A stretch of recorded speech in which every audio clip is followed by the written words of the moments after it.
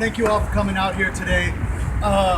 So I want to talk about what this forced labor and super exploitation of prisoners looks like in Wisconsin, right? In Wisconsin, we don't have private prisons yet. So it's all run by the state. And so on a very basic level,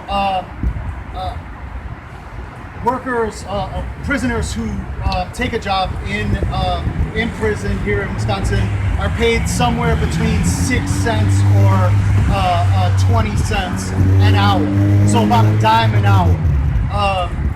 If you're offered a job somewhere in the institution, if you're a prisoner and you're offered a job, you must take it. If not, you'll be placed on what's called voluntary unassigned status, and you lose your right to go to recreation, you lose your right to go to the library, and a ton of other things too. At times when whatever the work that needs to be done isn't assigned to a particular job, like say a blizzard happens, and you know, they don't have snow blowers, they have prisoners that they use to shovel the snow. So they might wake you up at 3 in the morning. They'll come knocking on your door or open your door and say, you know, Mr. So-and-so, it's time for you to get up and shovel, right? So let's say you don't want to shovel, or you can't shovel for some reason, and you refuse. You're going to solitary confinement. So oftentimes what happens is older, less able-bodied prisoners end up in the hole whenever it snows, when there's a blizzard, and they come looking for someone to force to work. Older and less able-bodied prisoners end up in solitary confinement. Also, in Waupun and in other prisons, there are private institutions who come in to exploit prison labor. So especially manufacturing jobs. So at a job that might pay you somewhere out here in the streets, if you were paid somewhere around $10, $12 an hour at a manufacturing job, there are prisoners doing similar jobs in Waupun and elsewhere for $1 an hour, or cents on the dollar, which drives down wages for everybody. Let me tell you. So I was in Waupun. I was in Wisconsin prisons for 12 years.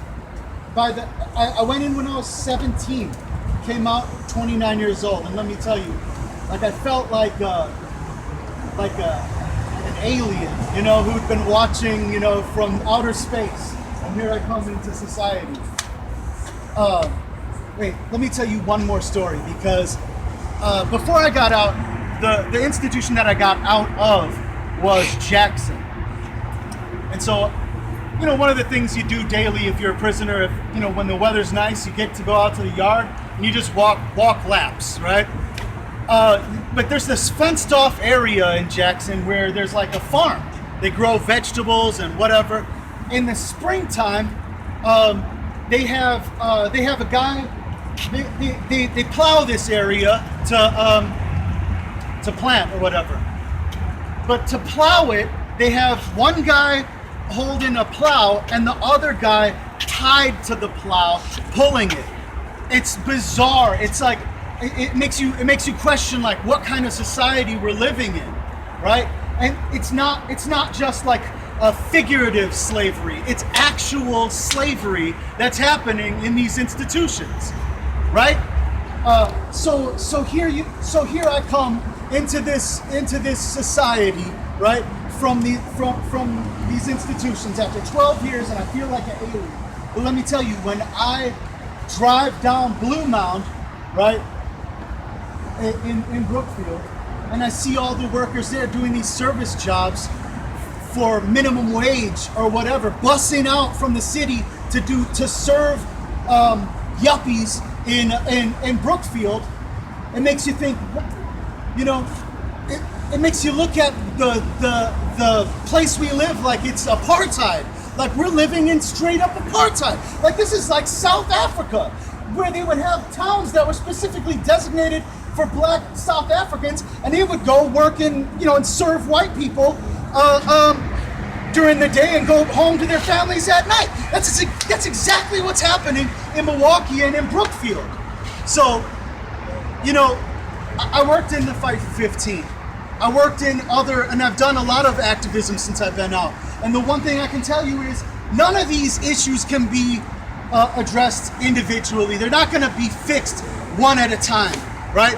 The whole damn system is guilty as hell, and it's got to go. Capitalism is to blame, and that's what we're up against. This, what we call slavery, is just a feature of capitalism. It's got to go. Yes.